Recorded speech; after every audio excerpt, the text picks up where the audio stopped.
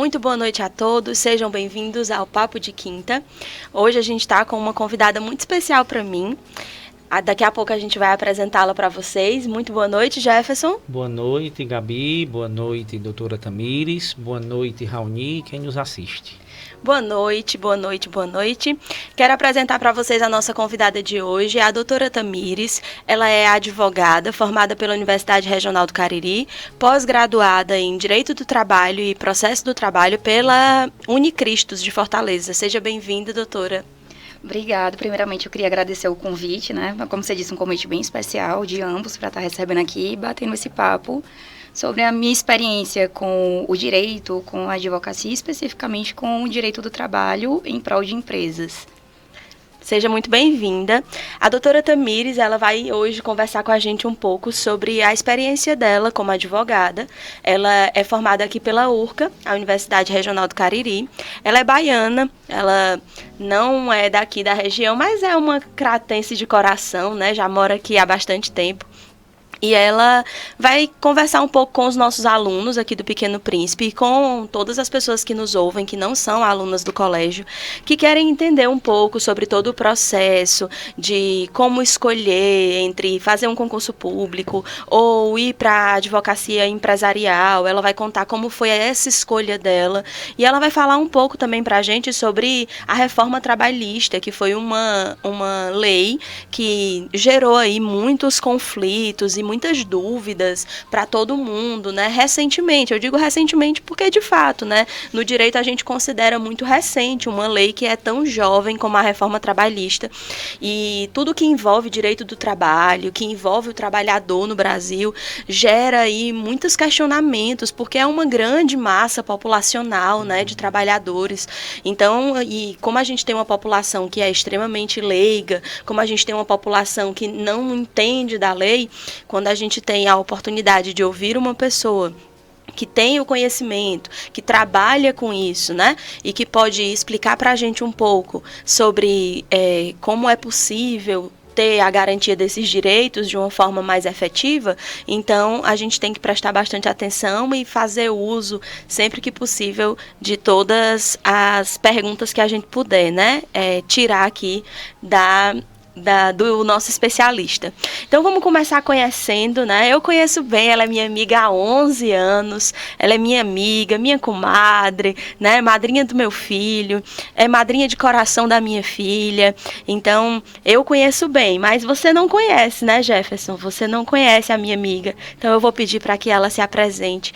Por favor, doutora Tamires, no âmbito pessoal, diga para quem lhe ouve como é que você se define. Bom, eu sou uma pessoa, antes de mais nada, comprometida. Eu acho que eu sou uma das palavras que pode me definir bem, tanto na questão pessoal como profissional, é a questão de comprometimento. Eu sou comprometida com meus amigos, eu sou comprometida com as causas que eu acredito, sou comprometida com o meu trabalho, principalmente.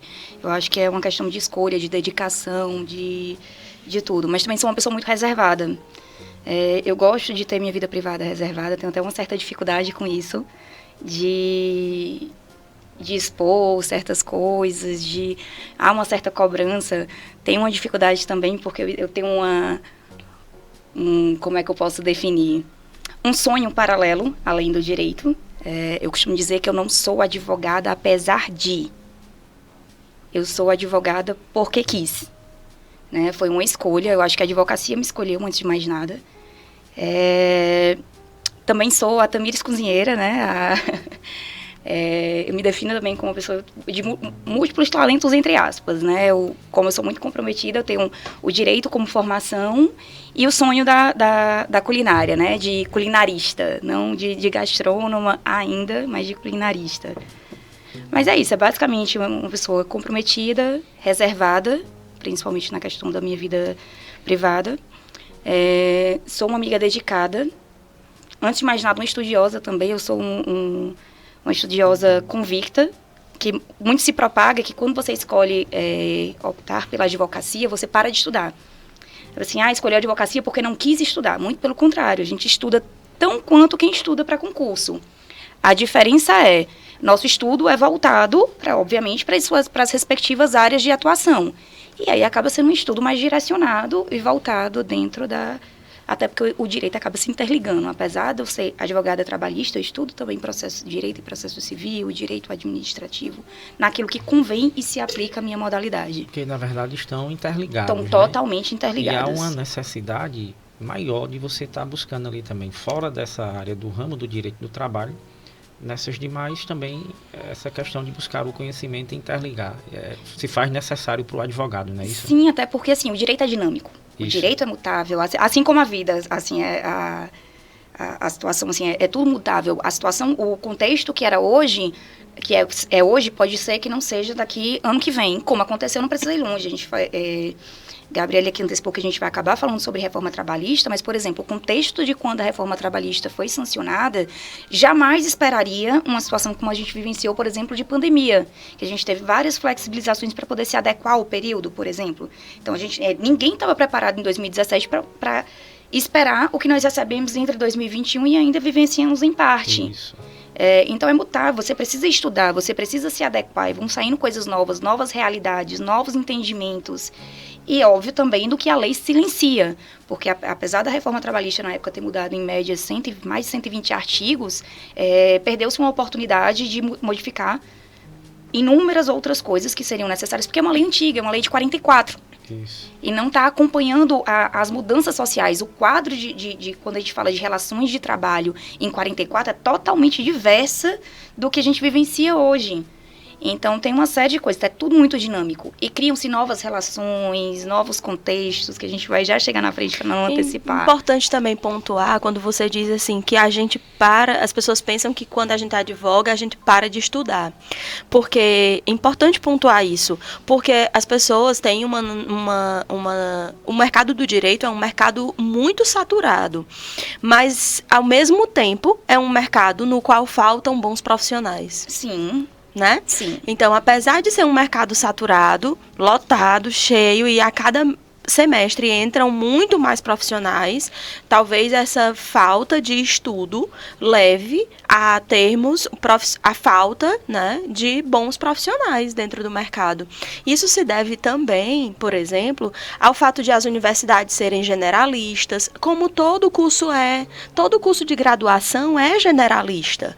Qualquer graduação que a gente faça, ela é generalista, a gente vai estudar um pouquinho de tudo. Isso. E a gente vai ter que se direcionar para algo que a gente, vou ser muito bom nisso aqui, então eu vou me especificar naquilo ali, né?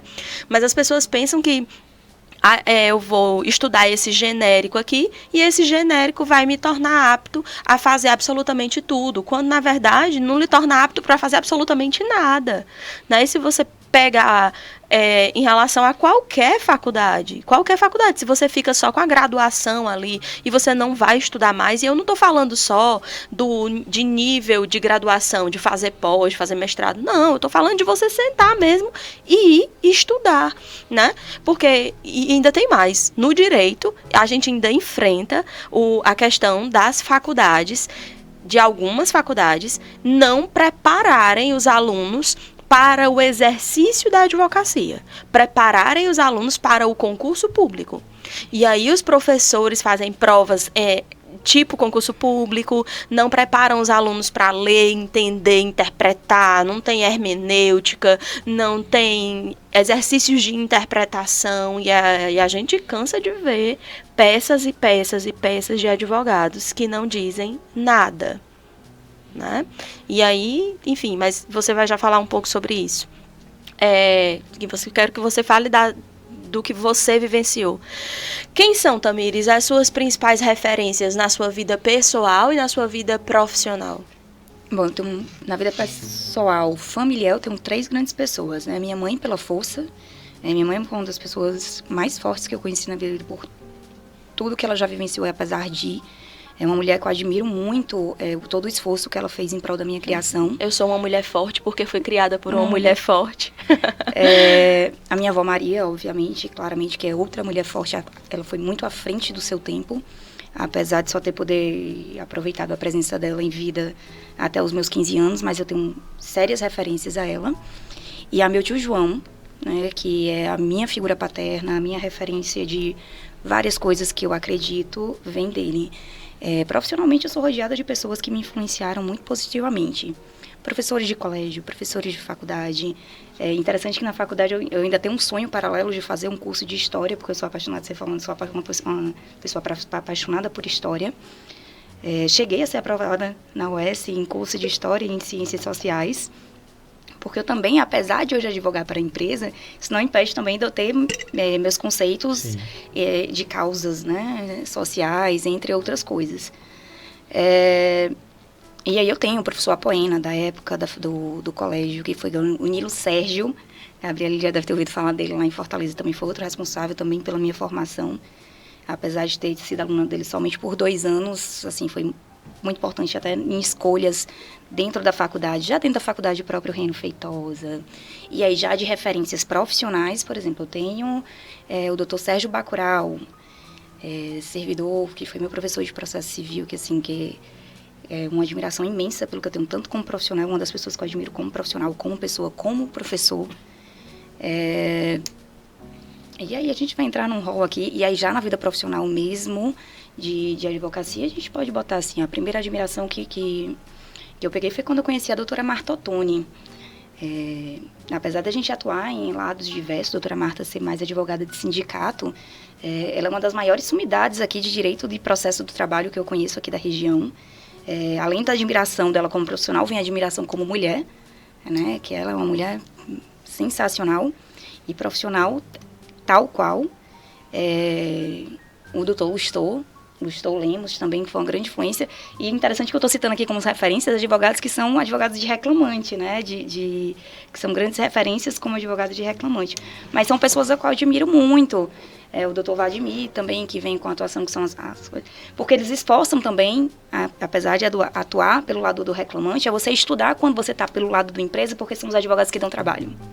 São advogados que são específicos, que são muito bons no que fazem, que se dedicaram àquilo ali, estudaram, entrando já no ponto, se tornaram de fato especialistas, e você se tornar especialista em um determinado nicho, para dizer com propriedade que você é especialista naquilo ali, você vai trazer dificuldade. É bom quando a gente pega como profissional uma peça bem feita, porque você vai quebrar a cabeça, às vezes não para entender a peça. Você vai quebrar a cabeça para poder superar a peça dele e conseguir garantir o direito também do seu cliente. É um embate construtivo, né? É um embate construtivo. Isso. E aí, apesar, por exemplo, da doutora Marta, eu nunca atuei contra a doutora Marta, mas assim, ela é uma referência de coisa, que é a dedicação dela, por exemplo, de ensinar, assim, agora que a gente está voltando a fazer as audiências presenciais, antes a gente ficava todo mundo esperando as audiências fora, né, e era o momento que encontrava os advogados, e a gente ia tirar dúvidas. Então, assim, ela sempre foi muito disposta a tirar dúvidas, essas coisas. E a própria admiração, porque, assim, apesar da gente ter, hoje, aqui no estado do Ceará, mais advogadas, não sei se ainda continua, mas pelo menos está até 2020, mais mulheres advogadas inscritas na OAB, são poucas advogadas, de fato, de ponta, levando destaque na advocacia, seja ela trabalhista ou qualquer outro ramo. E nós temos aqui na região excelentes advogadas trabalhistas, mas ainda somos minoria, por incrível que pareça. Nós temos os advogados generalistas, existe uma série de advogados generalistas, que é uma grande falha de quem está começando a advogar, a história do querer pegar tudo.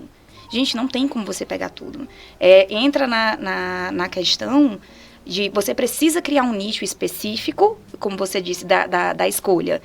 A faculdade é generalista e a gente tem que escolher uma área. Até porque tem uma grande diferença do que você gosta de estudar na faculdade e do que você vai gostar de trabalhar. Por exemplo, eu quase fui reprovada em Direito do Trabalho na faculdade. Eu ia fazer essa pergunta. Ela já... O que levou, né, na verdade, a escolher o Direito do Trabalho? O que me levou a levar o Direito do Trabalho foi o estágio. Que é uma coisa muito importante que eu já acho para os estudantes. Eu acho que muito além também de se dedicar à faculdade, de estudar, ou depois de uma pós-graduação alguma coisa, é você se dedicar aos estágios.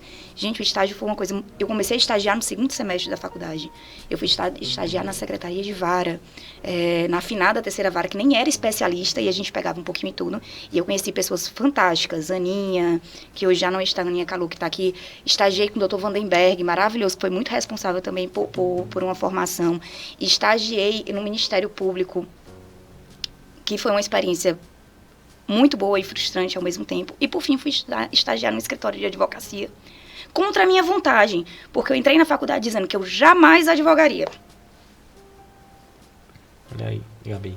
Pois é, e era uma pergunta que a gente ia fazer para você, né? Que é como você chegou nisso, como você decidiu, porque essa é uma pergunta, essa é uma dúvida muito grande de todo estudante de direito, pelo menos era a minha. Quando eu entrei no curso, em 2006, não vou falar essas datas não, porque essas datas são horríveis, o povo fica fazendo as contas e sabe a idade da gente, né? Triste. Mas quando eu entrei no curso de Direito, eu tinha certeza absoluta que eu queria ser delegada, né? Eu sempre fui braba, né? Aí o povo dizia, tem que ser delegada, tem que ser delegada. E eu queria ser delegada. Mas a minha faculdade tinha uma ideia de formação que era uma formação mais para advocacia do que para concurso. Então, a gente tinha direito romano, hermenêutica.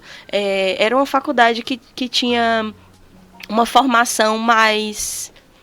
Eu não sei se eu posso usar essa palavra, mas eu vou usar. Polida, vou dizer assim.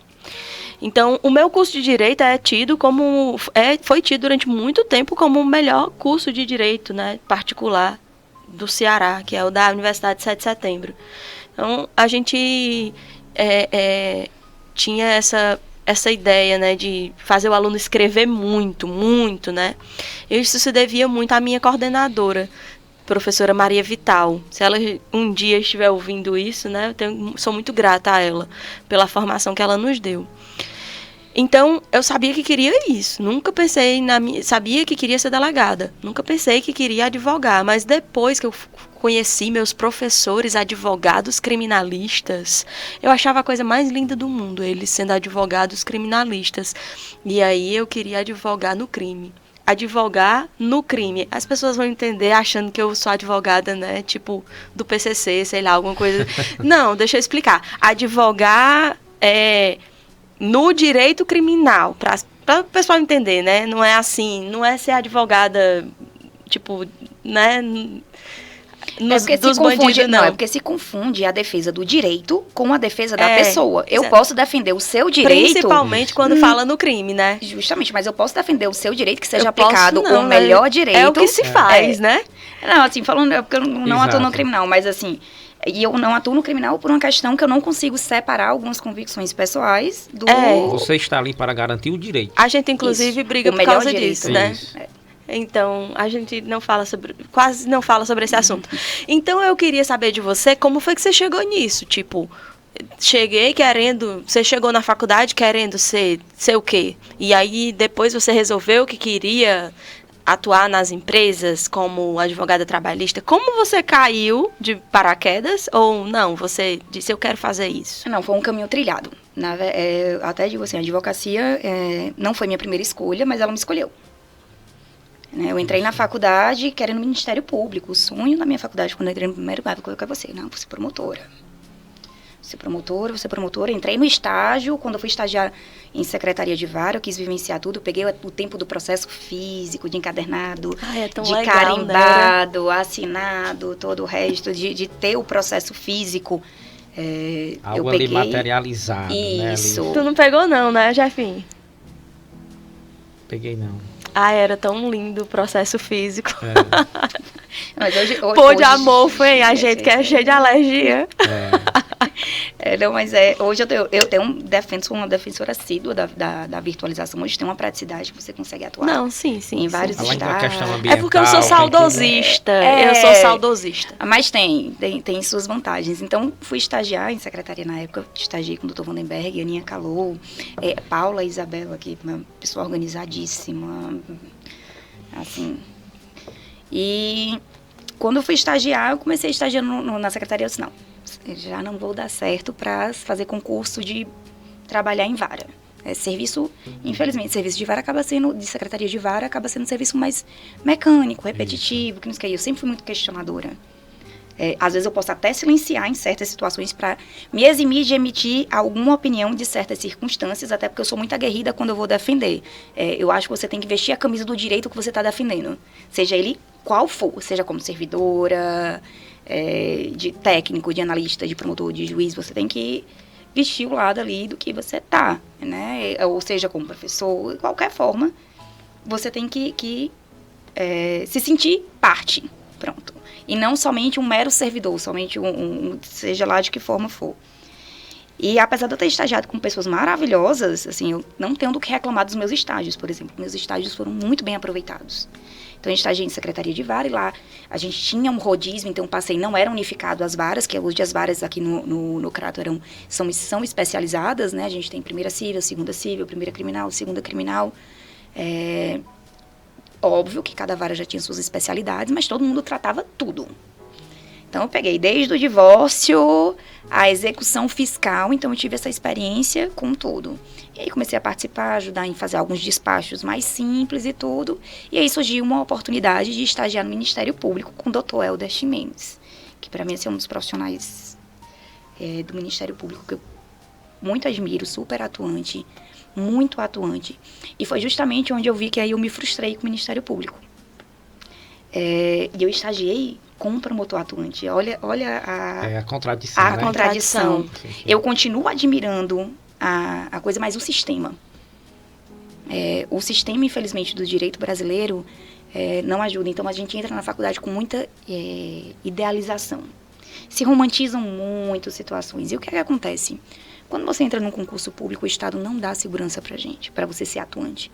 Não é à toa que vira e mexe a gente vê algum juiz mais atuante, algum promotor mais atuante, até às vezes delegado e outras coisas que são mais atuantes em sua área, sendo executados. Isso. Não é nem não chamo nem de fato executados. Isso. Por falta de segurança. E você chega aqui no interior de Ceará, não precisa ir longe, aqui nas cidades mais próximas, em que a gente sequer tem uma delegacia. Colocam apenas policiais, 2, 3 policiais para dar conta de 10, 15 mil habitantes, com zona rural e tudo, sem a menor estrutura de segurança. Como é que você vai ser atuante nisso? Principalmente em dias de hoje, que hoje, assim, se a gente for falar de facções, essas coisas estão espalhadas, não é hoje só em grandes capitais, inclusive isso. No interior. E todo mundo sabe quem é o promotor, todo mundo sabe quem é o delegado da cidade, sabe o né? cotidiano de cada um. Sabe que hora tudo. chega no Isso. fórum, que hora sai. E aí você pega um sistema totalmente, assim, eu tenho sonho de constituir família e tudo, e outra coisa que se romantiza terminou a faculdade, vou passar em um concurso público. Gente, pode acontecer com algumas pessoas isso, mas isso, pela minha experiência com colegas, são as exceções. Da minha turma de amigos de faculdade, de colegas de faculdades hoje, que chegaram no concurso, alguns sequer ainda chegaram no concurso que almejam, ainda estão na luta, estão fazendo concursos meios.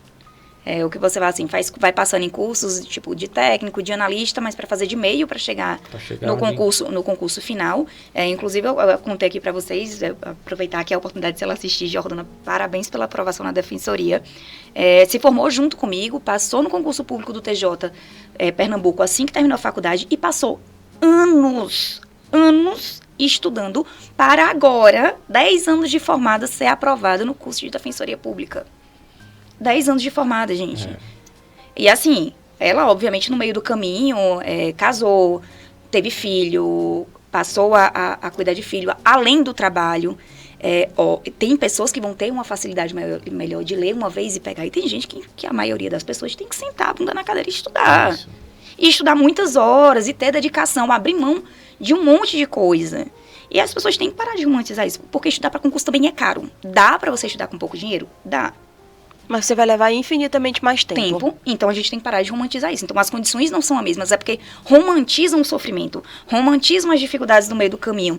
E como você tivesse que sofrer. Óbvio que você não vai chegar no topo sem você passar pelo caminho. As pessoas não partem do mesmo lugar. Mas as pessoas não partem do mesmo lugar. Não partem.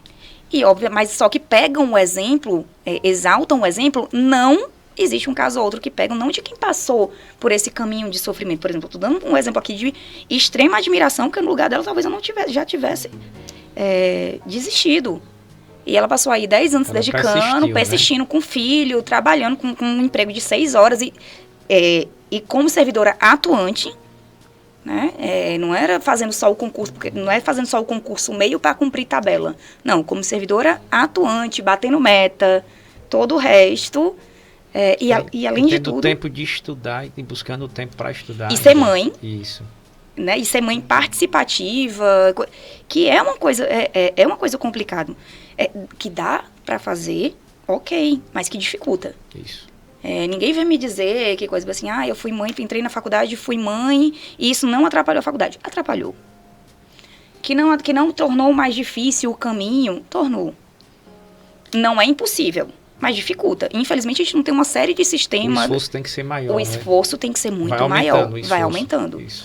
E aí, terminei o estágio, eu fiz a opção de terminar o estágio no Ministério Público para estudar para concurso. Eu peguei um boom de concursos, fiz o TRE Pernambuco, fiz uma prova excelente e o concurso foi anulado por fraude. Primeiro baque. Na época era uma prova de 60 questões, eu fiz 59 de 60 em uma prova e 58 de 60 em outra. Ia depender da prova de redação, mas eu só fazia aquilo. Eu estudava, eu me encontrei recentemente com uma amiga minha que morou na época de pensionato comigo, e ela dizendo para o marido dela, eu me chamo de Tamis, virava à noite estudando, porque eu já estagiava para poder ter... eu não venho de família rica, então, assim, eu fiz uma faculdade pública, mas para me manter aqui foi um sacrifício de todos os lados, todo mundo abrindo mão de alguma coisa para poder proporcionar o estar ali, mas sair também na frente de muitas outras pessoas, porque eu tinha acesso a livros, a dinheiro para tirar xerox, entre outras, e inclusive de morar, fazer faculdade fora, né, de mesmo fazendo uma faculdade pública, o custo de fazer uma faculdade fora. E aí surgiu uma oportunidade de fazer um estágio num escritório. Eu disse, não vou fazer não. Não quero advogar, quer que eu vou fazer um estágio de coisa. Mas ele paga uma bolsa. E na época eu estava precisando do dinheiro, eu fui mais pela bolsa. E aí veio a sementinha da advocacia. E aí veio também a sementinha do direito do trabalho.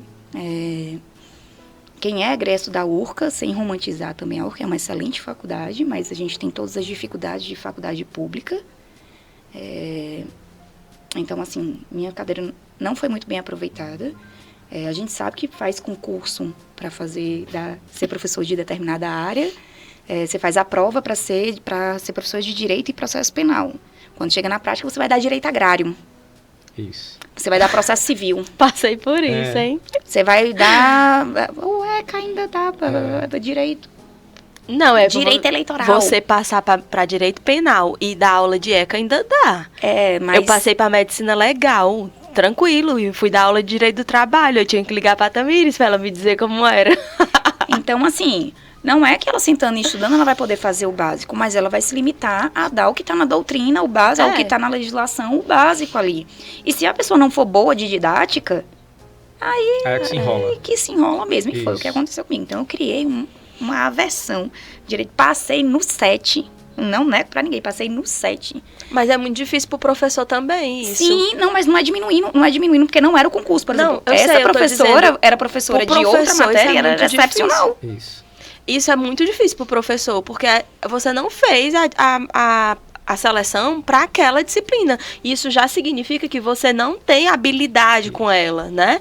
Você tem habilidade com outra. Como é que uma pessoa que é bom em direito criminal... Eu fiz para medicina legal. Me diz. Eu sabia tudo de medicina legal. Minha área de estudo sempre foi o direito penal. Aí, como é que eu vou dar aula de direito do trabalho e processo do trabalho? Eu peguei estágio de direito do trabalho. Mas aí eu faço a pergunta. Qual foi a sua experiência com prática trabalhista? Mas vamos lá. Mas a gente tinha um escritório, né? Então, assim, eu sou muito boa de escrita, né? Então, assim, fazer uma inicial, a gente vai, né? Dá pra fazer uma inicial. Eu sei fazer a inicial, sei fazer a contestação, sei fazer. Agora, quando vai pra parte mais específica do direito do trabalho, não sei fazer. Especialmente a gente precisa, claro, tem que estudar. E é óbvio, se o aluno chegar e me perguntar, eu não vou dizer a ele. Não tenho vergonha nenhuma de dizer, eu não sei. Eu vou estudar, vou pesquisar. E eu vou te responder. Não vou responder errado para ele de forma nenhuma. Mas eu vou estudar, vou pesquisar e vou te responder. Agora, é ruim demais isso pro professor. Imagina, né? O professor ter que dizer um negócio desse. Como o professor se sente inseguro diante de uma situação como essa? Dificílimo isso. A situação do professor, mas obviamente eu acabei criando uma ojeriza. Imagina para os alunos o que é, né? Os alunos olharem para a cara do professor, eles sabem que o professor tá ali se sentindo assim, tipo... O que eu tô fazendo aqui? Exato. E eu era o tipo de aluna nerd. Eu não sabia nem pescar. Então, assim, a nota que eu tirava era a nota que eu tirava do que eu sabia, do que eu tinha estudado. E como não tinha, a matéria não me interessou, porque geralmente quem cria a paixão no estudante por determinada matéria é o professor. Sim. Por exemplo, direito, a minha paixão por direito penal surgiu antes mesmo de começar a pagar penal, porque eu fui aluna de Rino, quando ele dava, tô tentando lembrar aqui, Filosofia do Direito. Filosofia do Direito.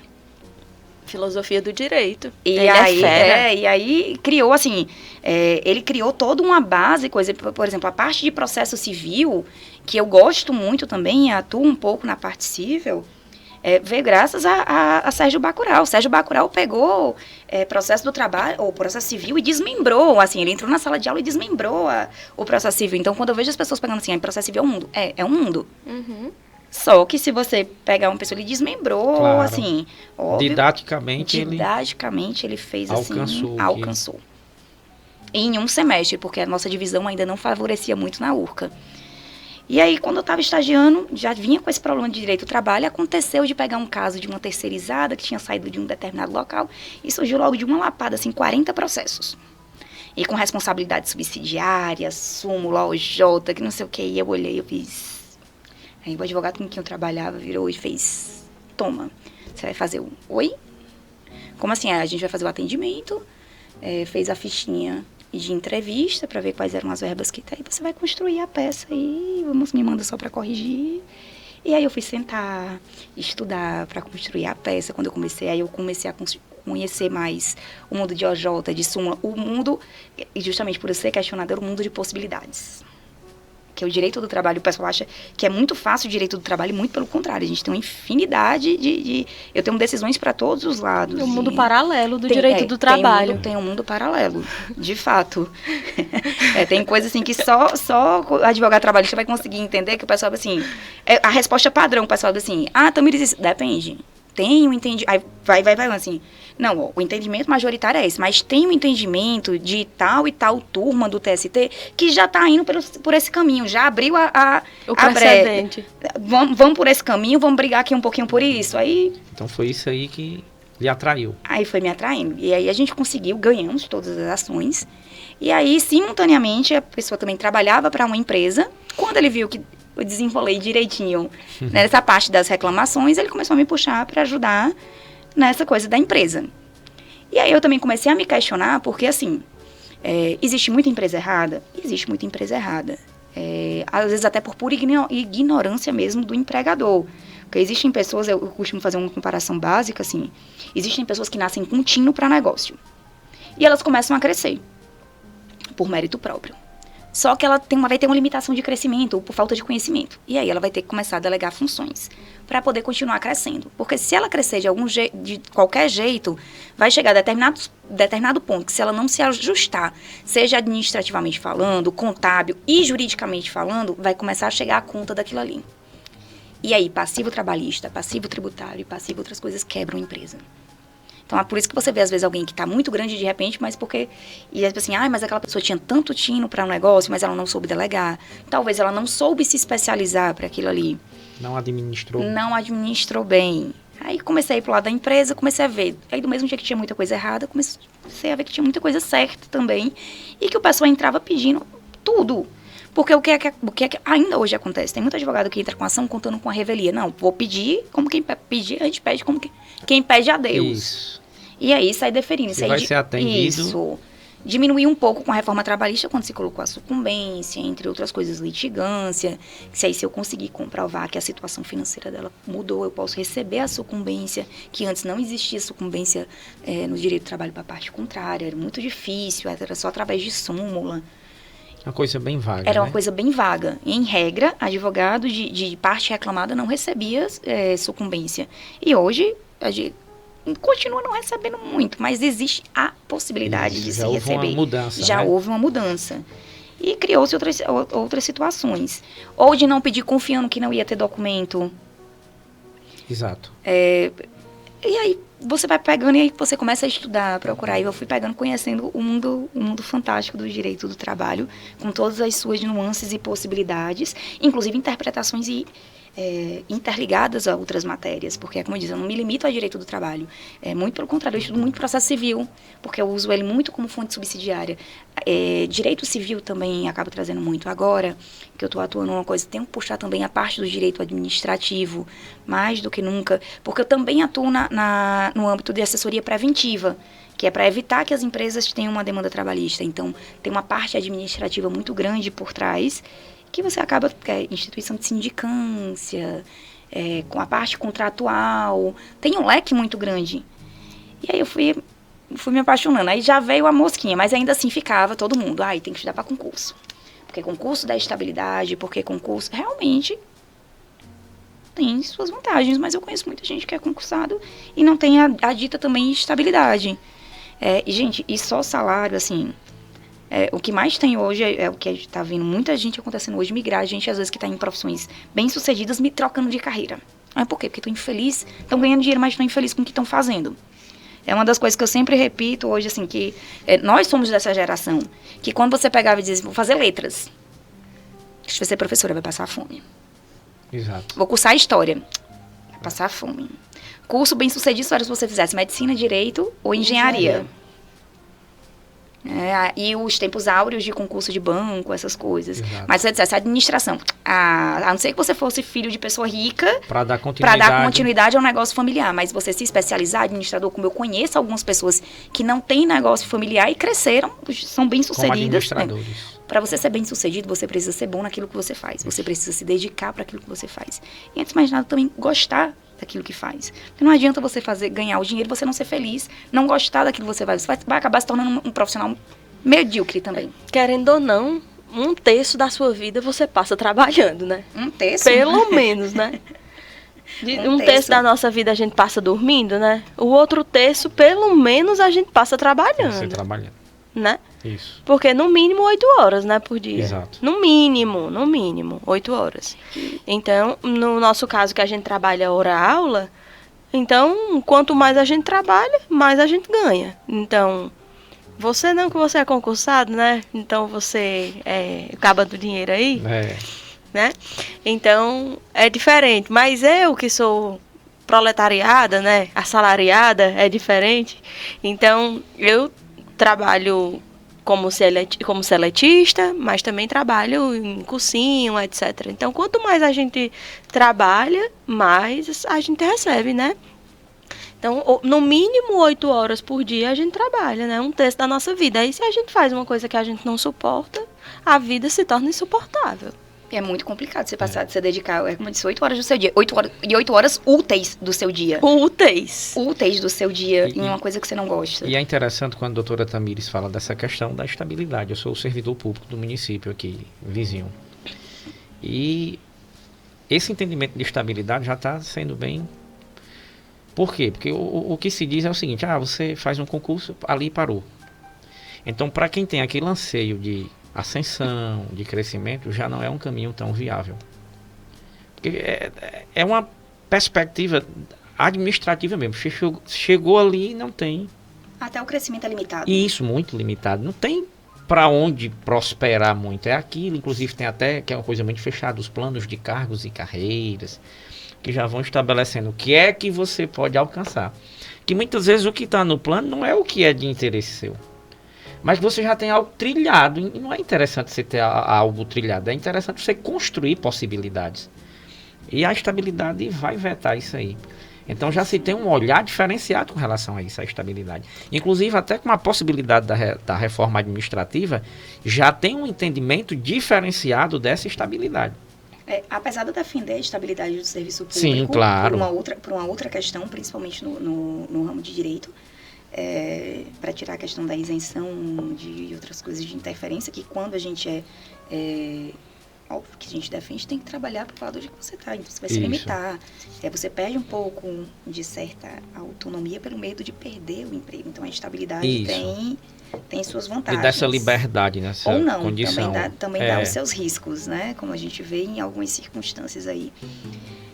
Mas essa questão da estabilidade vem mudando muito. Mas você também consegue ser estável, apesar dos altos e baixos, chega um tempo.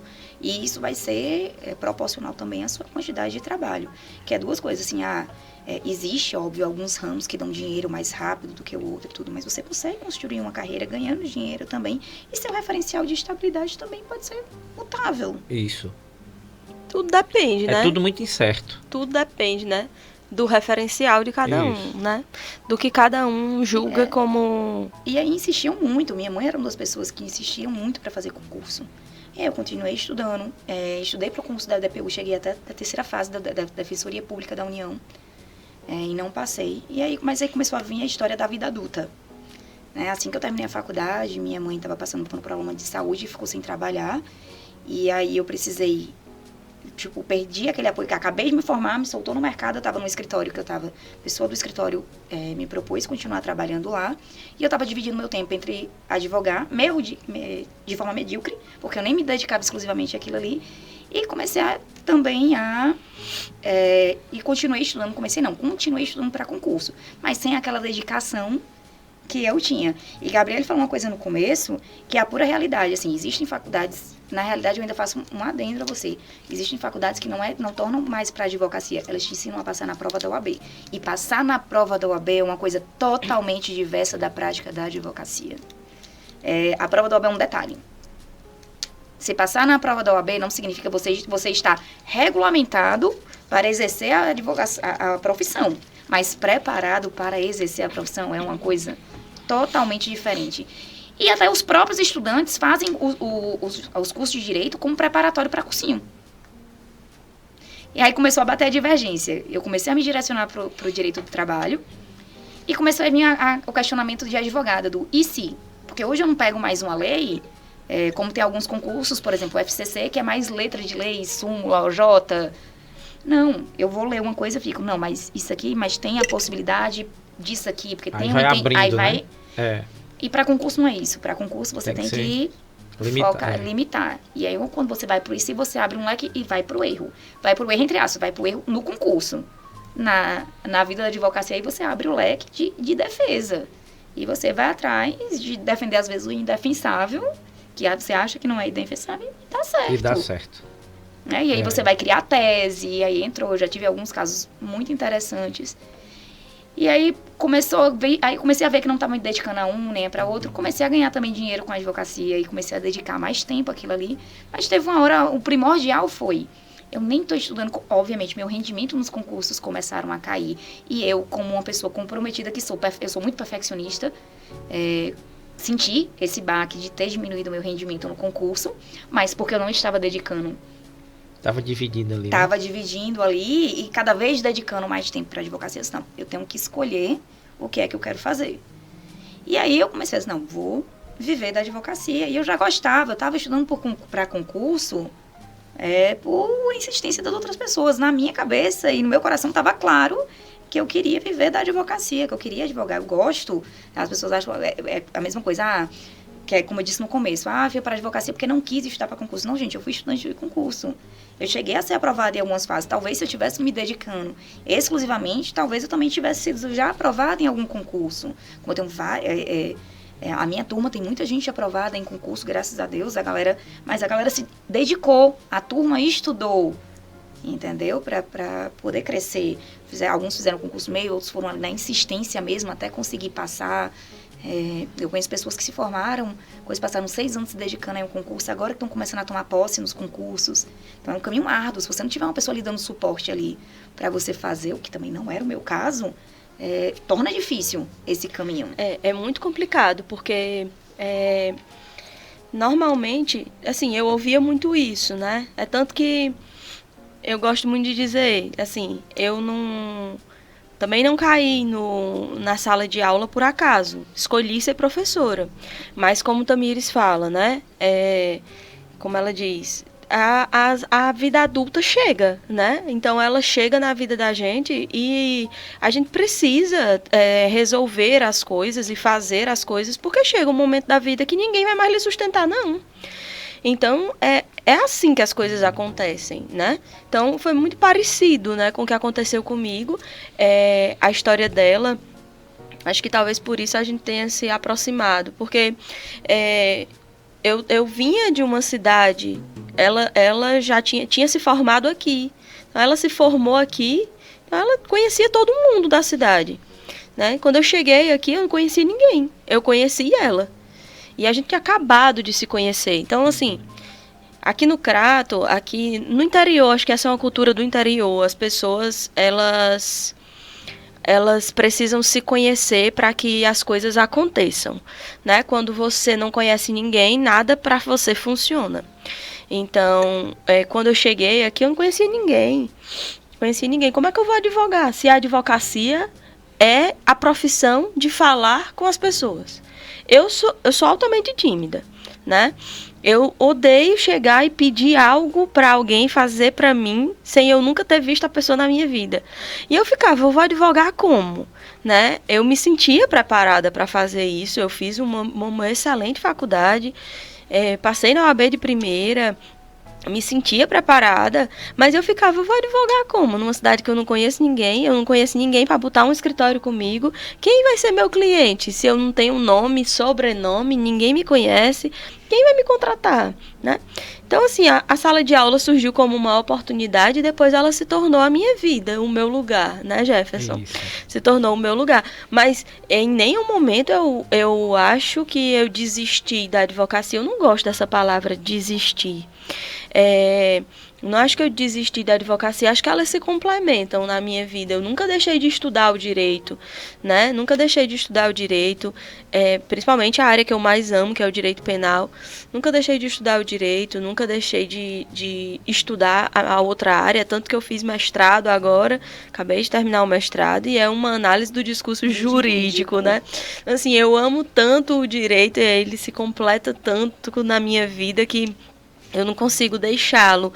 Ele está sempre ali. Fiz concurso para o curso de Direito da URCA, então estou sempre ali perto dele, né? Eu gosto muito dele, mas eu acho que tem muito disso, assim, dessa dificuldade que se tem de você entrar no mercado, o direito é uma área que a gente tem muita dificuldade de entrar no mercado, né? Porque... E era uma coisa que é uma das perguntas que eu ia te fazer, né? Qual foi a sua maior dificuldade de entrar no mercado? Justamente eu ser de fora. Eu não venho de uma família, eu fui a primeira a me formar em Direito por parte da família de minha mãe, da coisa. Eu tenho assim, tinha filho de primo de minha mãe, que era formado em Direito, mas assim, aquela coisa distante, em família mesmo ali da coisa. Então, vim fazer uma faculdade fora. Na infância eu tinha me mudado muito, então eu não tinha vínculo com muita... Tanto que eu tenho um vínculo com Cariri. O Cariri é a região que eu morei mais tempo, mudei muito durante a infância. Minha mãe voltou a morar na cidade natal dela já quando eu já estava terminando a faculdade, e eu não tenho qualquer vinculação com a cidade. Tenho uma vinculação de família, mas assim, de criar de laços, não. E eu criei laços na faculdade, né? E aí, como eu já estava estagiando, aí entra a importância do estágio, eu já estava num escritório, que foi uma pessoa que abriu portas, mas qual foi a maior dificuldade? Eu nem era de uma família daqui, e aqui a região é muito presa, principalmente, presa a nome de famílias. Se é de família, às vezes você vai conhecer, você é parente de não sei quem, de tal família. Mas é os Alencar da onde? É o Alencar de não sei aonde, mas é o Feitosa, não, os Feitosa de não sei aonde, mas é o do coisa da onde. Ele é Feitosa, mas tem essa história de onde né? Isso. Se é Alencar do Exu, se é Alencar daqui, se é Alencar... Se é Feitosa dos Inhamuns. Se é Feitosa dos Inhamuns. E aí vai puxando a coisa. E, obviamente, se você tem determinados nomes, assim... Algumas coisas são mais facilitadas, né? Como você disse, todos não partem do mesmo caminho. Não. Tipo, eu não tinha família com escritório, alguém que abriu portas. O caminho fui eu mesmo, tanto que meu primeiro escritório a gente abriu em 2016, 2017. Eu me formei em 2011. Eu passei 6 anos trabalhando exclusivamente para os outros. Ainda hoje continuo trabalhando em parcerias, até porque o direito hoje, se você não viver de parcerias, você tem que viver, você não consegue viver numa bolha. Você vai fazendo parcerias para poder conseguir, até a questão de parcerias de indicação, que entra na questão da especialidade. Eu não atuo do direito penal, eu não me atrevo a dizer, então vou passar, se aparece algum caso que eventualmente acontece uma situação ou outra, eu vou indicar uma pessoa essa parceria, por exemplo. Eu atuo com empresa, mas eu atuo na assessoria preventiva, o empresarial trabalhista. Se eu precisar de uma parte de assessoria tributária, eu já vou ter que indicar uma pessoa do tributário para poder fazer aquilo ali, que é melhor do que eu me meter e fazer um trabalho medíocre. Exato. Que é justamente o maior conselho que eu dou. Se dediquem a uma determinada área. Você não vai estudar só aquilo ali, obviamente. Você precisa ter uma noção básica. Mas são nichos específicos. Direito tributário é um mundo paralelo. Do mesmo jeito que se você escolhe atuar na área civil é outra. Por exemplo, você é o quê? Sou civilista. Não, mas civilista de que área? Isso. Ou você vai trabalhar com a parte de contratos, ou você vai trabalhar com a parte de família. Porque dentro daquele nicho específico existe um mundo. E aí, se você for bem sucedido, você vai conseguir se destacar. Vai fazer a diferença. Vai fazer a diferença. E acabou que eu fui me direcionando, trabalhando mais. Eu tenho pouquíssimos casos do lado do reclamante. Até porque eu acho que você tem que escolher um lado pelo qual você atuar. Não dá pra você ficar transitando. Os dois. Tanto que você vê quem atua pelo reclamante, raramente atua por empresa. Atua para o reclamante. Então, não dá pra você ficar transitando ali um lado, tá? Então, eu tenho pouquíssimos casos. Tenho alguns casos de reclamante, mas em proporção, são poucos. E começou a surgir mais essa coisa de empresa, trabalhando, e foi um contrato puxando o outro, a indicação, e você acaba se especializando, até a visão muda, porque a forma de atuação é diferente. E você tem, como eu disse, mais uma vez, você tem que escolher de que lado você tá. Não dá pra você, agora eu tô pelo reclamante, não, peraí. Até porque existe uma questão ética por trás também, assim.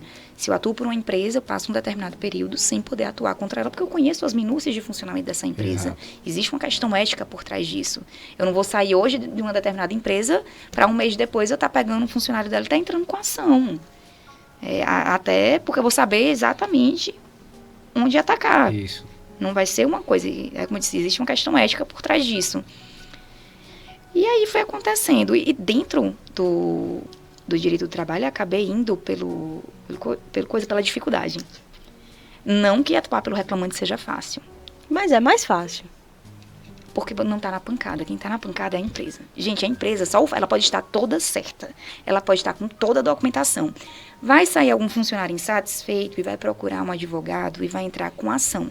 O advogado, obviamente, vai entrar que quando a gente entra, a mesma coisa, a gente está defendendo o direito, a gente está reportando o que o cliente chega e conta pra gente. E aí eu vou fazer a minha inicial com base no que o meu cliente está dizendo. Fiz a inicial, vou lá, mostrei. Mas até quando você chega para uma audiência, a Justiça do Trabalho é uma justiça protecionista. Sim. Apesar de, em tese, ter que ser uma justiça, o juiz ter que ser imparcial, mas ela é uma justiça protecionista. É uma justiça especializada. Então, tem uma coisa. Só o fato de você já estar ali, tanto que a primeira coisa que você sente existe a insistência, mais do que nas outras áreas, do acordo. Você vai para uma audiência trabalhista, assim, a insistência por um acordo é muito maior.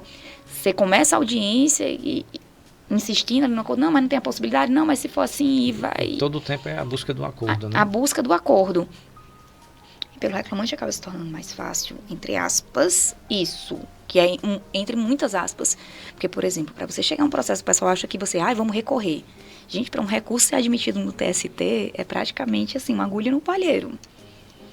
Eu estava conversando sobre o tema, assim, um recurso de revista ser admitido é super difícil, porque ela tem uma série de requisitos e uma série de recursos anteriores que você tem que questionar, tem que ter pré-questionamento, tem recurso próprio para fins de pré-questionamento. Então, você vai criando. Se você não se dedicar àquilo ali, você vai fazer de qualquer jeito, aí você vai perder. Quando você está atuando pela empresa, a vitória é quando você pega um parcialmente procedente. Parcialmente procedente é uma grande vitória. Aí, quando você pega um improcedente, assim, é o ápice do trabalho, é o supra-sumo do trabalho. E essa dificuldade, esse despertar, porque, assim, o cliente que chega pra gente do reclamante, é tudo muito fácil. Não, então, muito fácil de identificar. Recebeu 13º, recebeu férias, recebeu não sei o quê, não, dando moral. Não sei. A empresa tem toda uma parte por trás pra gente fazer, pra se construir. Tanto você pode construir preventivamente, como vai no contencioso, você vai ter que achar a minúcia para poder livrar o seu cliente e às vezes você consegue livrar. E vai indo na insistência, e chega no tribunal, e vai... E interessante, a Gabi falou a questão de pedir. Eu tenho muito problema de pedir coisa pessoal. Agora, eu tenho zero problema de pedir no profissional. É como se existisse uma personalidade à parte da Tamires na vida pessoal. A profissional com a vida pessoal. E aí você vai despachar em tribunal. Quando você chega, a questão da sustentação oral é onde você... Acho que a parte mais idealizada é a parte do tribunal do que botam na cabeça quando a gente entra na faculdade, que você vai ver, de fato, assim, uma parte idealizada, romantizada. Que, de fato, é romantizada quando chega no tribunal. Quando você vai para as sessões de julgamento, que vê a sessão toda montadinha, o púlpito, para você poder falar, tendo aqueles 10 minutos, para você dar o foco no que você quer falar. Aquilo ali é lindo. Passar despachando antes um memorial explicando quais são os primeiros tópicos e tentar argumentar. Tem muito juiz no direito de trabalho aberto à argumentação. Você vê uma tese sua passar, principalmente quando você está... e o advogado, quando está na pancada, você cria tese. Você vai atrás da brecha, você vai criar tese, você insiste. E ali a construção, você não pode desistir da primeira. Eu tenho um caso muito emblemático, que é a atuação com outros advogados, que a gente fez um trabalho conjunto. Olha aí como o direito não é uma coisa específica. Foram 3 advogados trabalhando juntos, tanto no preventivo, como no judicial, como de atuação Mas, obviamente, um trabalho orquestrado, assim, formado para aquilo ali. A gente vinha desde 2018 levando pancada. Uma pancada em cima do outro. E a gente começou a diminuir a pancada. Começou primeiro levando um parcialmente procedente, até, por fim, conseguimos nossos primeiros improcedentes. O tribunal reformou em parte, não reformou em todo ainda. Mas agora a gente já está começando a ter sucesso também no tribunal. Mas olha o tempo aí que a gente levou. Estou falando de 2018 para cá. Quase 5 anos de trabalho aí. E trabalho ali insistindo, criando tese. E ter que mudar, porque a gente vinha na pancada. Então é difícil, por exemplo, se eu chegar e fizer uma coisa... Porque o nosso mundo é um mundo de pré-julgamento. Né? Tanto que a gente passa... É essa dificuldade que faz também do criminal, por exemplo. Uma pessoa que cometeu um crime com 18 anos, ela pode ter passado por aquilo ali, pegado a experiência, não querer repetir, ter seguido, mas ela sempre vai ficar com o passado que ele foi presidiário, que ele foi... comprometido. Sempre vai ficar comprometido. E aí, quando você chega com a empresa, sempre fica com a imagem que se você fez uma coisa errada, não é que é como se você não pudesse consertar nunca. Aí pega, não, mas tem diversos casos. Sim, mas tem diversos casos para trás. Agora, vamos analisar com a posição de agora, ó, tá mudando. Pronto, vamos fazer um marco, tá? Até 2018 era isso. Mas olha de 2018 para cá. Então, continue condenando só de 2018 para trás, que a gente sabe que tá errado. Mas vamos trabalhar aqui, tá vendo? Diferente aqui. De diferente para aqui. E aí, quando você começa a trabalhar certo, entra também porque na Justiça do Trabalho você só pode cobrar os últimos 5 anos de trabalho. Tem 2 anos para pleitear os últimos 5. Então, aí você vai mudando a cultura. Mas isso não quer dizer que eu tô errada também desde sempre. Eu posso ter ido mudando, mas se eu ficar com a cabeça, vai ter o pré-julgamento, inclusive de juízes, dos desembargadores. Então, você tem que ir ali na insistência, mostrar, olha, era assim, não está sendo mais. Olha, é por aqui. Muito bem. Doutora Tamires, com relação a essa reforma, quando você diz assim, porque o direito do trabalho é protecionista, tem essa perspectiva de proteção com relação ao trabalhador, com essa reforma se criticou muito que isso estaria comprometido quando se possibilitava uma negociação diretamente do empregado com o patrão. Gente, na prática isso não existe. Mas não se vinculou isso? Sim, mas é porque se pegaram os pontos, porque assim, a negociação entre o trabalhador, na maioria dos casos, é quem recebe 2 vezes o teto, que pode 2 vezes o teto da Previdência, que, salvo engano, vou arredondar aqui, chutar R$6 mil. Então, gente, quantas pessoas vocês conhecem que recebem R$12 mil? Mas essa ideia foi criada, não? Sim, foi criada. Na verdade, criticada demais nessa perspectiva, né? Era que a reforma trabalhista perdeu-se uma ferrenha crítica, apesar de trabalhar para a empresa, isso é uma crítica ferrenha da reforma trabalhista. Eu não chamo nem de reforma, é a deforma. Perdeu ali a oportunidade de fazer várias mudanças importantes, com toda certeza, assim. A proposta, primeiro que não foi uma proposta debatida. A proposta inicial, entre a proposta inicial, que era mudança em 10 artigos, e a aprovação, foram 6 meses, menos de 6 meses. Corrido. E aí você começa aí vem uma crítica de questão sem nenhum lado, que a gente não tem políticos preparados. Não tem. E aí, quem é que cria nossas leis? São eles. Esse é o problema. Esse é o problema. Para você ter ideia, Gabriele vai lembrar bem disso, quando eu entrei na faculdade em 2006, eu estudei por um livro do Luiz Fux, hoje ministro, falando sobre a reforma do processo civil, que só entrou em vigor em 2015. Em 2006, já existia o projeto, passou anos se debatendo, e ainda assim saiu cheia de erros. Você imagina um projeto que começou com uma proposta de 10 artigos, saíram passando um monte de coisa. Inclusive tem artigos que diz uma coisa em uma, e na frente não mudaram um artigo que diz outra coisa, e gerou uma insegurança jurídica. Não é à toa que a gente tem ainda hoje, praticamente 5 anos, agora em novembro vai fazer, que entrou em vigor a Lei 13.467, e está sendo discutida a constitucionalidade no STF. Exato. E delas com a constitucionalidade que de fato são inconstitucionais. Que é assim, tem que ter um estudo prévio, porque a gente tem outras normas que precisam ser respeitadas. E o interessante era que seria uma reforma, né? E que não, aí assim... Não, eu digo, isso, a ideia era essa, era melhorar. Aí não gerou segurança jurídica, porque o que foi que aconteceu? As principais cláusulas que falam sobre... por exemplo, de poder, eu acho importante a existência de sindicato. Houve uma tentativa de fato na reforma trabalhista de fazer o enfraquecimento, de fato conseguiu fazer isso com os sindicatos, né? Porque quando você tirou a questão da obrigatoriedade da contribuição, de fato foi prejudicial aos sindicatos.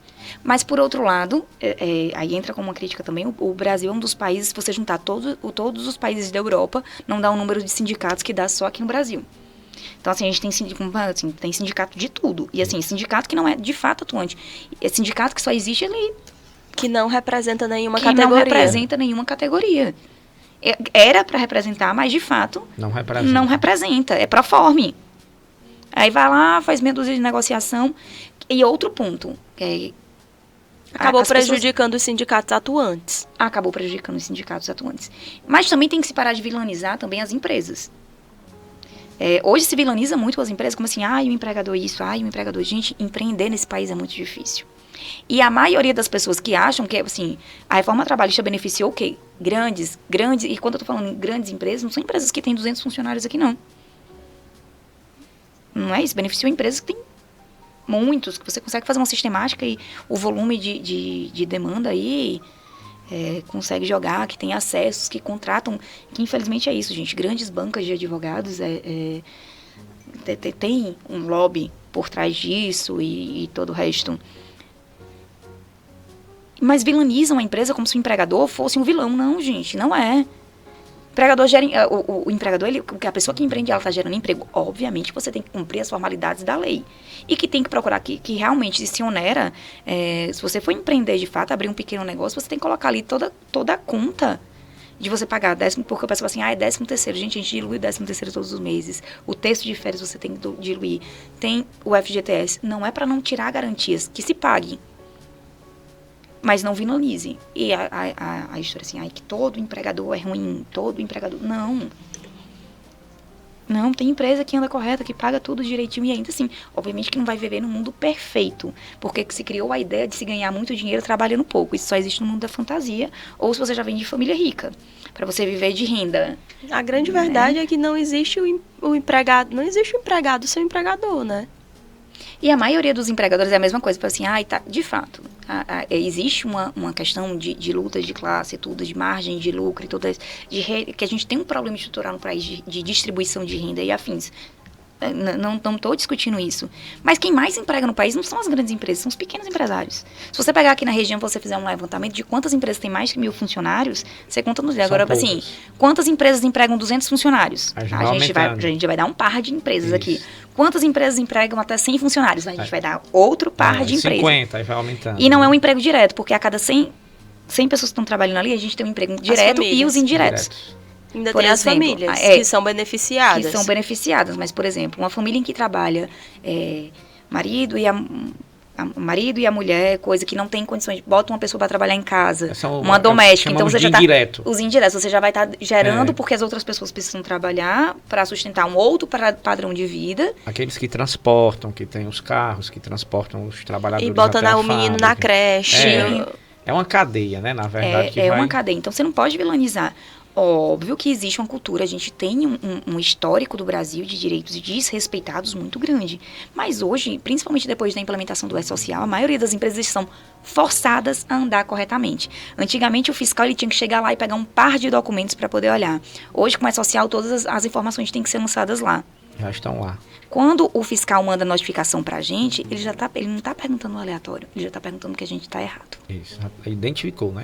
Lá. Quando chega a atuaçãozinha pra gente fazer a defesa, ele já vem específico o que é que a gente vem descumprindo e de fato está se descumprindo. Às vezes é por ignorância, por exemplo, a questão de... por exemplo, existe muitos sindicatos específicos, mas vou usar um exemplo claro aqui. Sindicato dos professores, é tudo negociado por Fortaleza. Qual é a representação sindical de vocês aqui? Existe um escritório, suponho eu, de professores, aqui, salvo engano. Sei acho que não, tem do Estado. Aqui tem um do Estado. Das escolas Mas particulares, eu acho que das não. escolas Privadas é direto de Fortaleza. Não tem aqui. não tem nem sequer um escritório aqui. A gente tá Não. falando, e a gente está falando de uma macro-região. Isso não tem. Não tem. E aí, qual é a realidade de escolas de Fortaleza para a realidade de escolas de interior? É totalmente diferente. Inclusive de poder aquisitivo, gente. Sim. Inclusive, Até pra gente se sindicalizar, Pronto, tem eu que ia dizer ser, isso. tem que ser, tem que ir a Fortaleza. tem que ir lá. Agora, no período da pandemia, eles autorizaram que a gente enviasse a documentação por e-mail. Mas se não, tinha Tem que ir lá. Exato. E é bem distante, né? É uma realidade bem diferente também. E é uma realidade bem diferente, porque a gente não pode querer tirar, óbvio, como eu disse, a gente hoje está numa macro-região, eu ainda peguei o tempo que eu tinha que ir para as capitais para poder você ter um estudo de melhor qualidade. Hoje você conta nos dedos, tirando uma formação outra específica que precisa tirar foto. Foi descentralizado, né? Foi, descentralizou. Hoje aqui na região a gente tem, inclusive, Pequeno Príncipe, excelentes colégios passando pessoal, com cursinho, entre outras coisas. Mas se você perguntar 20 anos atrás, não era realidade.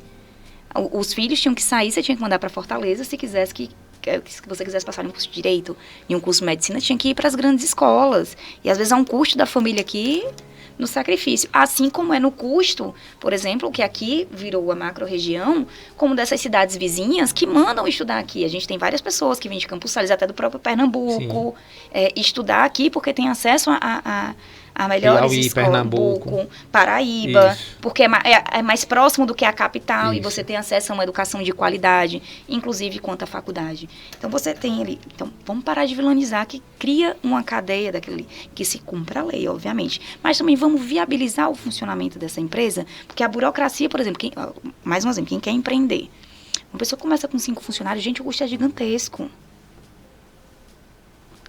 Assim, para quem está começando a se manter correto, é uma coisa difícil. Não é impossível. Mais difícil. Mas é difícil, porque a maioria das pessoas que começam a empreender, ela não começa com capital de giro alto. Quem começa a empreender com R$1.000, com R$10.000 que recebeu de uma rescisão, R$20.000. E dependendo do negócio, aquilo ali é capital de giro que ele tem para se manter só 3 meses. Aí das duas, ou ele vai quebrar ou ele vai criar um negócio. Inclusive, há um número muito grande de empresas, né, que antes de completar 2 anos, já fecham. É algo bem complicado. É muito complicado. E, doutora Tamires, com relação a essa reforma também, se criou essa ideia que esse protecionismo estaria comprometido, mas que também iria desburocratizar muita coisa e iria gerar mais emprego, mas não tinha isso? Tinha, mas não criou nada. Mais uma vez, assim, o que se criou? Criou uma insegurança jurídica. Hoje não tem segurança para ninguém. Nem tem segurança, porque tem tese. Hoje a gente tem tese para todo lado. Como eu disse, mudou uma coisa num artigo, não mudou no seguinte, aí dependendo, me deixou totalmente na mão de juiz. Gerou um conflito, né, na verdade. Entendimento. Me deixou na mão de entendimento. Tem entendimento para tudo que é lado. Eu posso ler um artigo e entender de uma forma, Gabriele vai ler e entender de outra totalmente diversa. Você pode ler e achar um meio termo. Isso. Ou pode ser que não entenda também da forma de nenhuma das duas. Exato.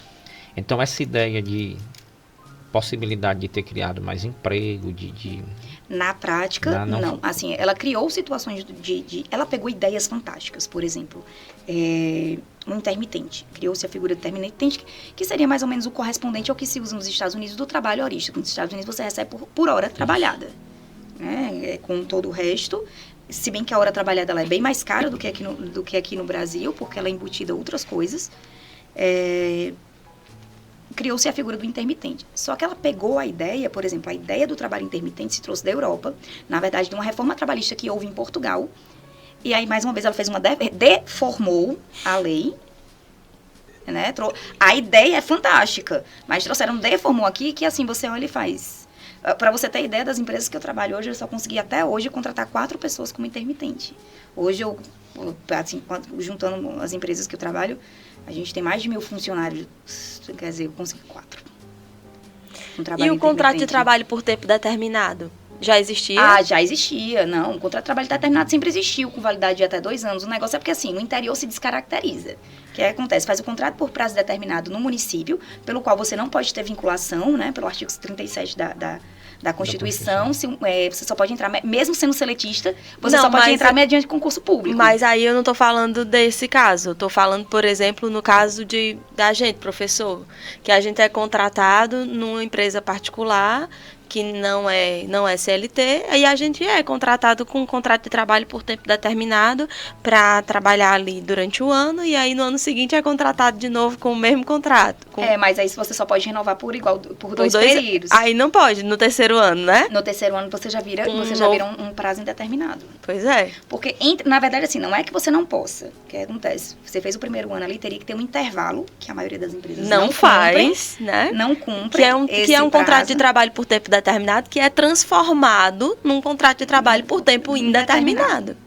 Né? Porque ele só pode ser renovado por 2 vezes, num período máximo de 2 anos, né? Não pode nem ultrapassar o prazo máximo. E aí o pessoal vai... Porque esse que você está falando é o contrato temporário, né? Do que se faz. É um contrato por prazo determinado também. É porque, assim, existe a figura do temporário e do avulso ainda. Esse que você está falando do artigo 37 é o que é inconstitucional, que se faz aí no município, né? Como forma de burlar e não tem a responsabilização. Que não deveria acontecer, que ele é inconstitucional.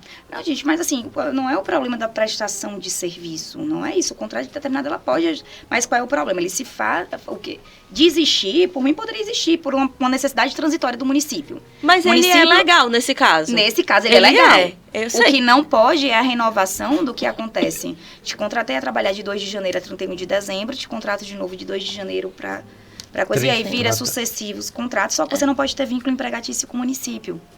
Sim. Nesse caso, ele não pode existir. Não pode existir. Mas aí é o que acontece. Mas o contrato de prestação de serviço por prazo determinado, por exemplo, regulamentou o trabalho autônomo, que de certa forma deu mas ele criou requisitos também. Em relação à reforma, em relação a essa facilidade que ela deu de negociação entre trabalhador e empregador, e a PEC das domésticas. Porque não possibilitou que eu contrate uma pessoa, por exemplo, só por 20 horas? Mas aí você está falando de uma lei específica. É que nem, por exemplo, a gente tem a reforma trabalhista, mas a gente tem a lei dos motoristas, por exemplo, que ela traz regramentos próprios, que inclusive alterou a CLT. A lei das domésticas, porque o primeiro ponto você não está usando a mão de obra da doméstica para oferir lucro.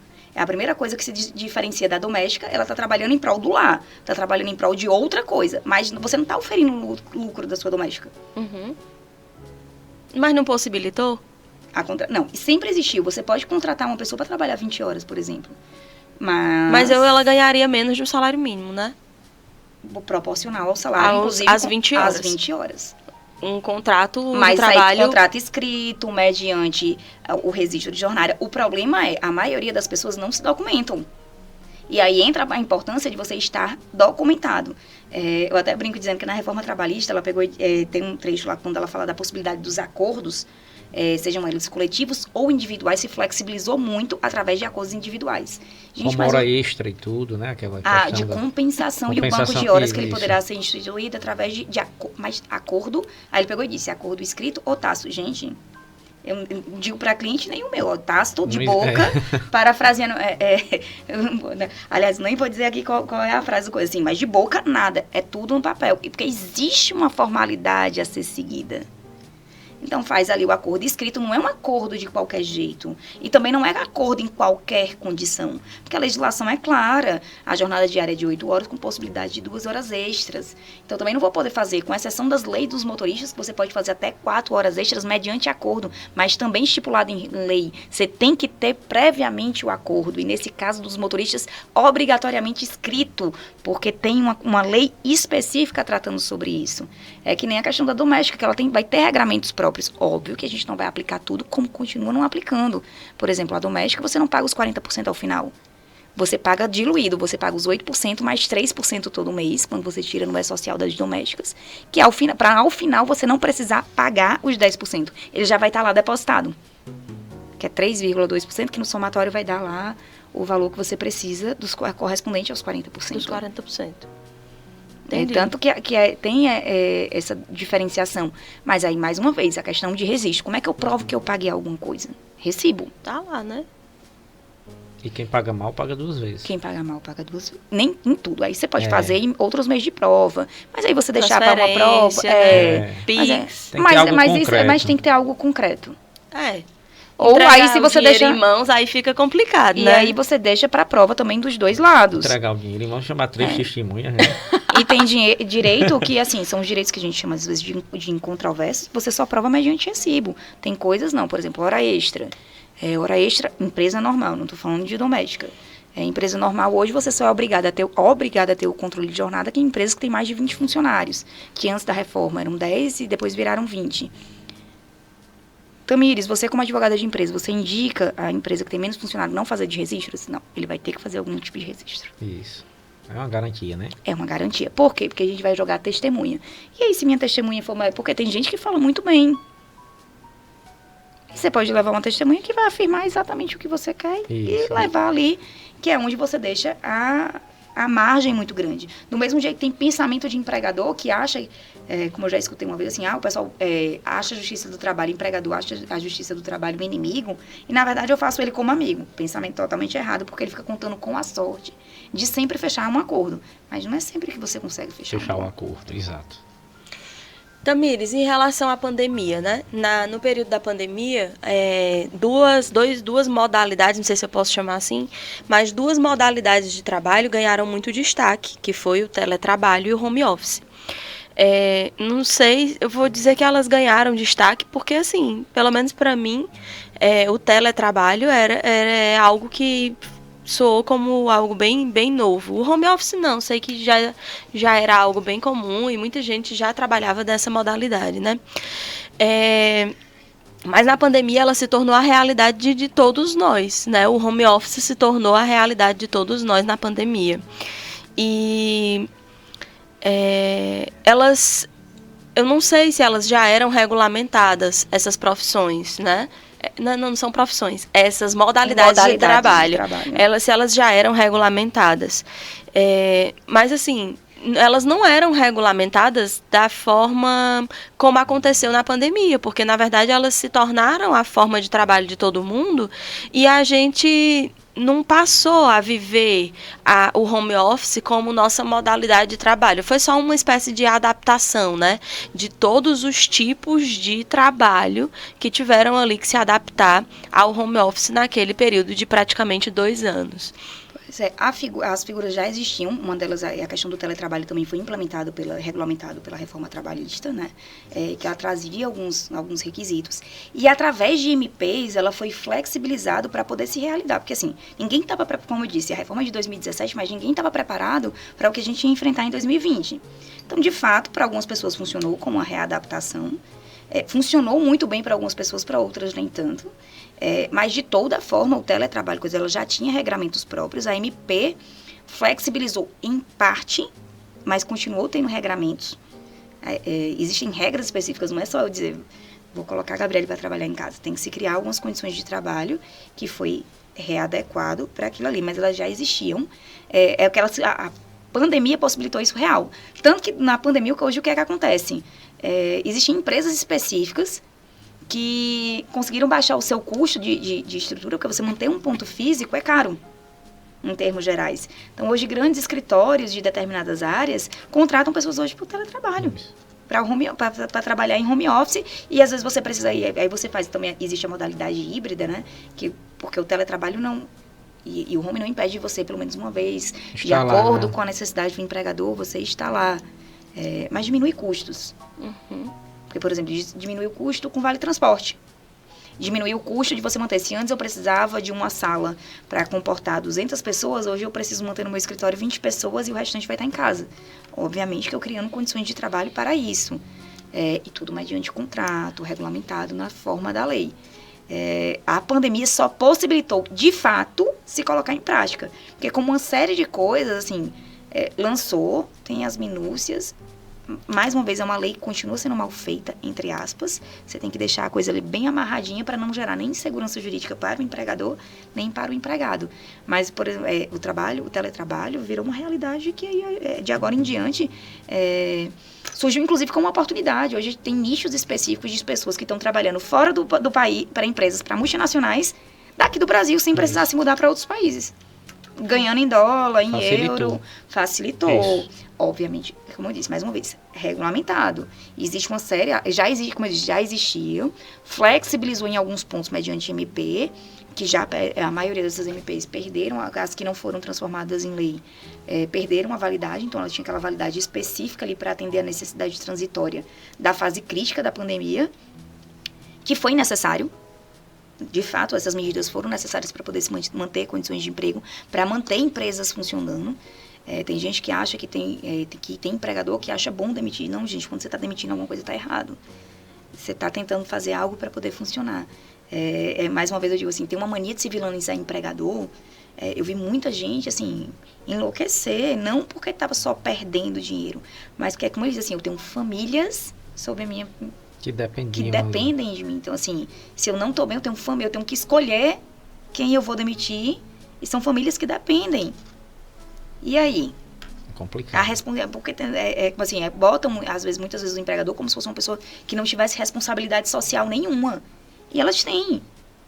E às vezes ela tem que escolher, por exemplo, as MPs foram criadas justamente para evitar a demissão, possibilitar que não houvesse demissão, redução de jornada, suspensão do contrato de trabalho, mesmo tendo aquele reflexo de quem teve suspenso, perder alguns meses de 13º, entre outras coisas, mas foi necessário para o empregador ele poder sobreviver ali e não demitir todo mundo, mas também teve a garantia de quando voltar não poder fazer a demissão por igual período.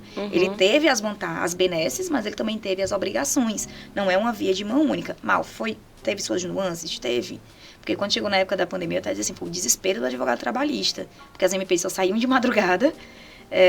Então a gente passava o dia. Quando começavam a anunciar antes. Vai sair MP, vai sair MP. Aí anunciava 8 horas da manhã do dia que ia ser publicado no Diário Oficial. E só ia ser publicado 2 horas da manhã. Eu passava o dia todo respondendo o cliente.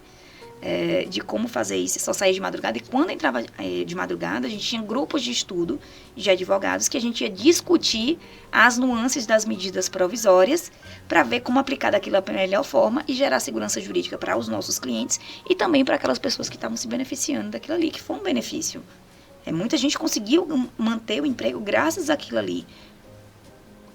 Todo mundo saiu perdendo. Mas como eu disse, ninguém estava preparado para o que aconteceu. Mas dentro de um contexto pandêmico em que todo mundo estava perdendo, as pessoas acabaram perdendo menos. Entre você perder tudo e você perder uma parte, perdi como aconteceu.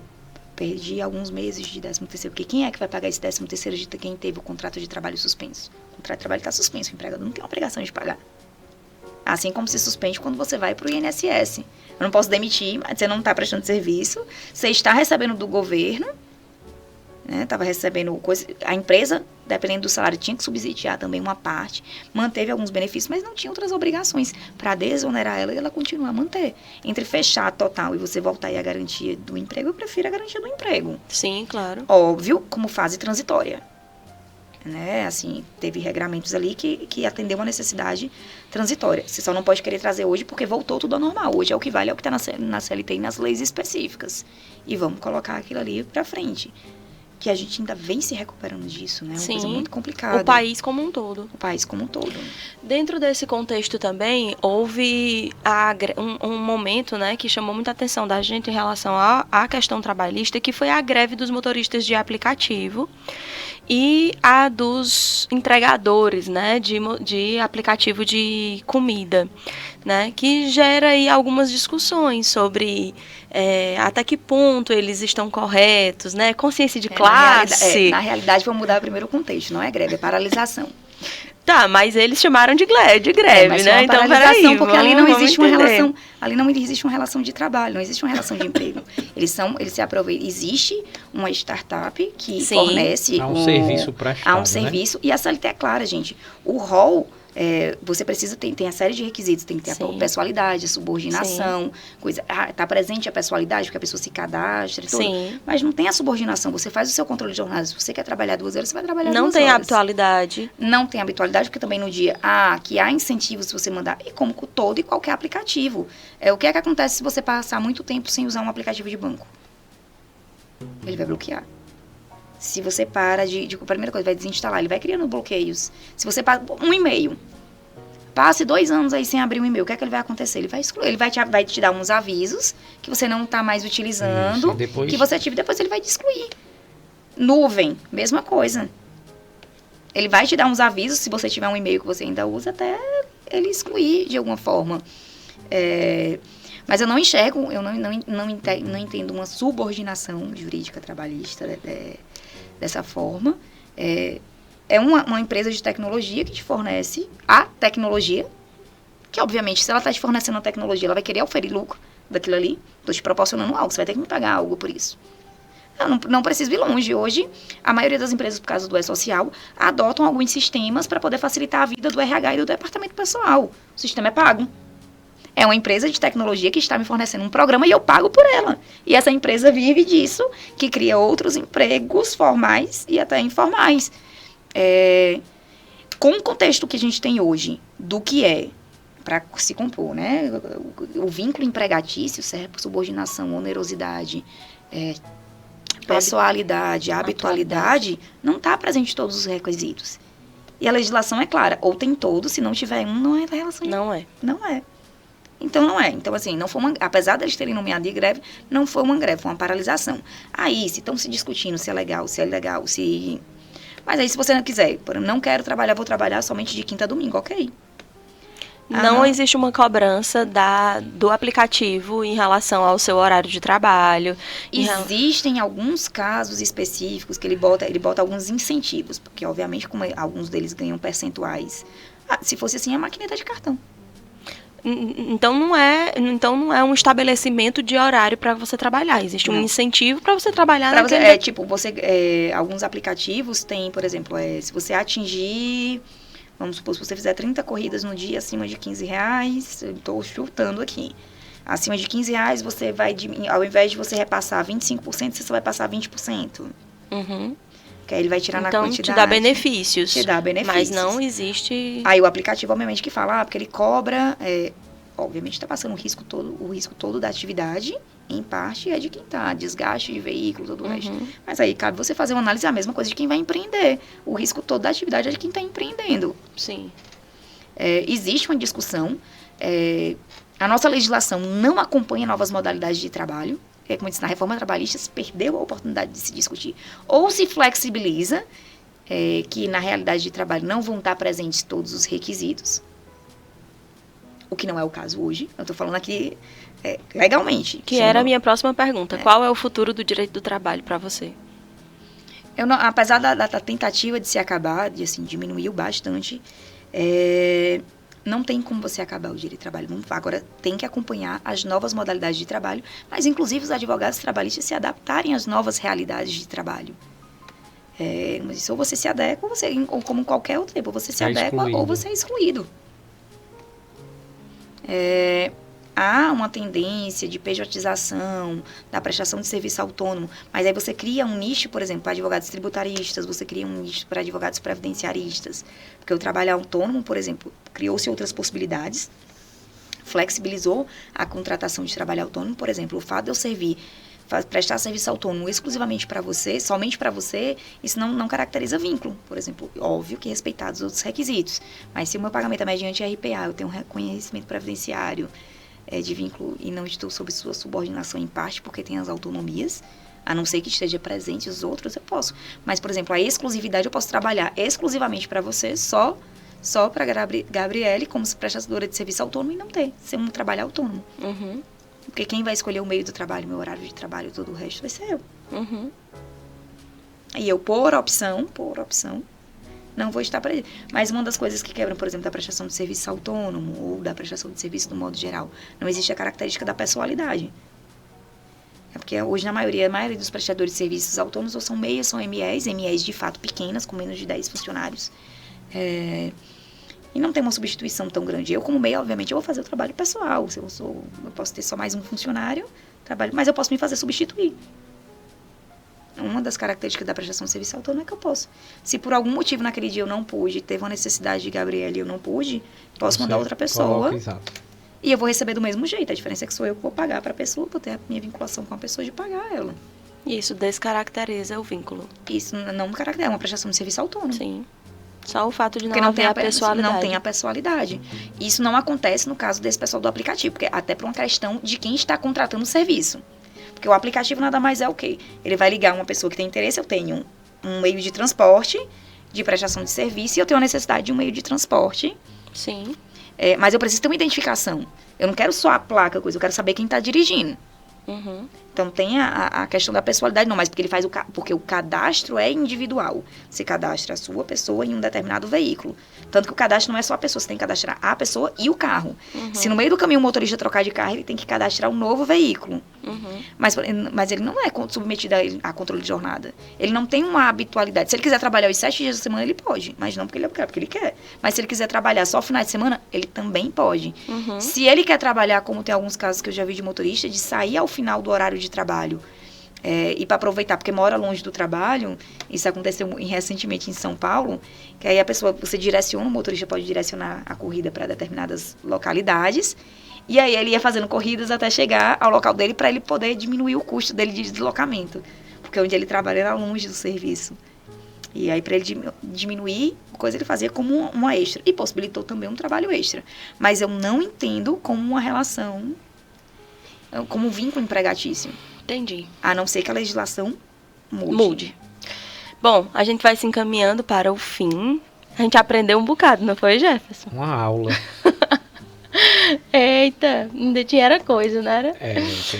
A gente vai se encaminhando para o fim e eu quero finalizar com uma última pergunta, porque como o nosso podcast é um podcast numa escola, você deu uma aula aqui, mas eu quero que você diga para os nossos alunos, para quem nos ouve, o que você pode deixar de mensagem para um aluno de ensino médio que está no 3º ano e que sonha com a carreira no direito. O que você diria para ele? Primeiro, entre com a cabeça aberta. Não se apegue à questão de um sonho, porque, como eu disse, a gente idealiza demais. A gente tem um mundo que facilita a questão da idealização. Como eu exemplifiquei no começo, eu entrei na faculdade com o sonho do Ministério Público. Hoje eu não me imagino. Mas eu não me imagino não só pelo sistema. Eu não me imagino fazendo aquele tipo de trabalho. Eu gosto dessa mutabilidade que a advocacia me permite, é desgastante, tem todo o resto, porque essa história que de ganhar muito dinheiro não precede o trabalho, isso aí é um mito, assim, para você ganhar dinheiro precede o trabalho, e para você ser bem sucedido, ninguém chega lá no topo sem ter trabalhado muito, até inclusive os grandes escritórios, o pessoal também trabalha muito, vai com a cabeça aberta para o mundo, apesar de você entrar com um sonho assim, você vai conhecer, seja aberto. Aproveite a faculdade para estagiar bastante, o máximo de estágio possível. Não se foque somente a fazer ou a faculdade um cursinho. Então, você termina a faculdade, vai fazer logo um cursinho para fazer concurso de nível médio. Ou não faça o curso de Direito como um trampolim, que não é. E se dedique. Seja lá para o que você se dispor. Nem fique só no foco de passar na OAB, porque ela não vai te preparar. Estudar e se dispor a aproveitar todas as oportunidades, seja um aluno de palestras, mas principalmente estágio, e sentar e estudar, né? Porque a vivência do estágio, ela vai lhe dar uma abertura para você conhecer o leque de oportunidades que tem do direito e até para saber que aquilo não é o que você imagina. Porque você pode também se frustrar, entrar, como eu já conheci gente... Hoje, não precisa ir longe, gente, o Summer. Uhum. ele largou, óbvio que ele largou por outra coisa, mas ele era juiz. Federal. Concursado, né? Aí, vamos aí. Pediu exoneração. Pediu exoneração. Não é que ele foi infeliz pelos 8 anos, que ele foi 8 anos e alguns meses que eu li o post dele de despedida. Não é que ele foi infeliz naqueles 8 anos. Mas é porque é mutável. Quando eu entrei na faculdade com 18 anos, eu não tinha faculdade quando eu saí da faculdade com 23. Minha cabeça era outra. Como minha cabeça também é outra em relação a coisa. E também não se prenda somente à ideia que direito ou só é concurso, ou só é... Não, gente, direito também é pesquisa. Direito é um mundo. Direito também é a docência. É uma assim, porque eu escolhi a docência. Não, mas você escolheu uma outra vertente do direito, que é a parte da docência. A parte da pesquisa, gente, porque a pessoa, tem várias pessoas concursadas que hoje o Sam dá aula. Uhum. O direito é um mundo. É um mundo. E ele não tá saindo para largar o direito para viver de outra coisa. Ele tá vivendo, também vai continuar vivendo de direito. Do direito. Em outra modalidade. Estabilidade, não se pegue também a questão de estabilidade. Estabilidade é relativo. Você pode se tornar instável e também depende do que é. E principalmente, se pegue o que você gosta. Não vai só porque, é porque é a profissão que dá dinheiro, porque é a profissão que dá aquilo. Não, gente, como você disse, é uma profissão que você vai trabalhar pelo menos 1/3 da sua vida útil ali para se dedicar, ou mais, né? Ou mais. Com a reforma da Previdência aí que a gente... Deus é que sabe. Deus é que sabe quando é que vai conseguir se aposentar. Você trabalhar ali com uma coisa que você goste, que vai fazer você feliz. E seja advogando, seja concursado, porque a gente também precisa de todos os nichos. No começo você falou aquela questão ali da estabilidade gera um problema. Eu li uma entrevista uma vez que um dos problemas de crescimento do país é justamente que a maioria dos jovens procuram fazer concurso por estabilidade e deixam de empreender. Gente, e o que move esse país é quem empreende, quem gera emprego é quem empreende. Não tem concurso, não tem coisa suficiente. É por isso que a gente tem, às vezes, alguns órgãos públicos super... Aí vem um nicho específico, com contratação inflam e outros com dificuldade de servidor, de serviços. Não é que eu não defendo o serviço público nem nada disso. Eu sou a favor do concurso, sim, que se tem uma prestação de serviço de qualidade e tudo. Mas vejam outros leques.